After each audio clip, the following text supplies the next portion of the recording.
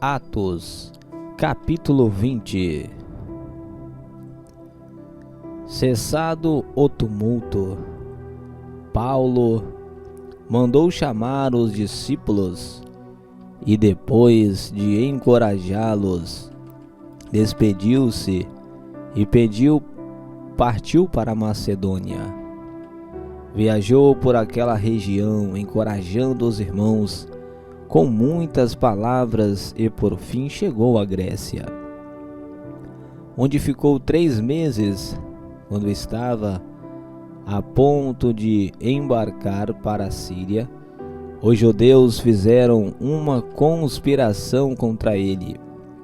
Por isso, decidiu voltar pela Macedônia, sendo acompanhado por Sópatro, filho de Pirro, de Bereia, Aristarco e Segundo, de Tessalônica, Gaio de Derbe e Timóteo, além de Tíquico e Trófimo, da província da Ásia. Esses homens foram adiante e nos esperaram em Troade, navegando de Filipos após a festa dos pães sem fermento. E 5 dias depois nos reunimos com os outros em Troade, onde ficamos 7 dias. No primeiro dia da semana, reunimos-nos para partir o pão, e Paulo falou ao povo, pretendendo partir no dia seguinte. Continuou falando até a meia-noite. Havia muitas candeias no piso superior, onde estávamos reunidos. Um jovem chamado Eutico, que estava sentado numa janela, adormeceu profundamente durante o longo discurso de Paulo. Vencido pelo sono, caiu do 3º andar. Quando o levantaram, estava morto. Paulo desceu, inclinou-se sobre o rapaz e o abraçou, dizendo: "Não fiquem alarmados, ele está vivo." Então subiu novamente, partiu o pão e comeu. Depois continuou a falar até o amanhecer e foi embora. Levaram vivo o jovem, o que muito os consolou. Quanto a nós, fomos até o navio e embarcamos para Assos, onde iríamos receber Paulo a bordo. Assim, ele tinha determinado, tendo preferido ir a pé. Quando nos encontrou em Assos, nós o recebemos a bordo e prosseguimos até Mitilene. No dia seguinte, navegamos dali e chegamos defronte de Quio. No outro dia, atravessamos para Samos e, um dia depois, chegamos a Mileto.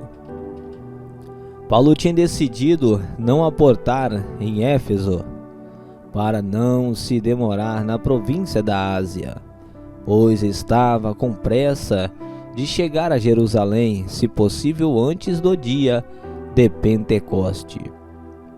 De Mileto, Paulo mandou chamar os presbíteros da igreja de Éfeso.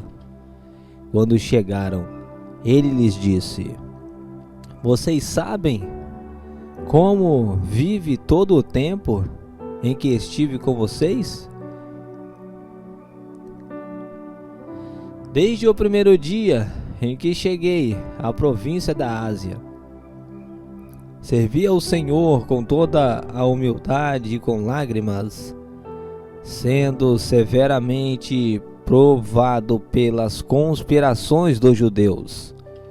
Vocês sabem que não deixei de pregar-lhes nada que fosse proveitoso, mas ensinei-lhes tudo publicamente e de casa em casa.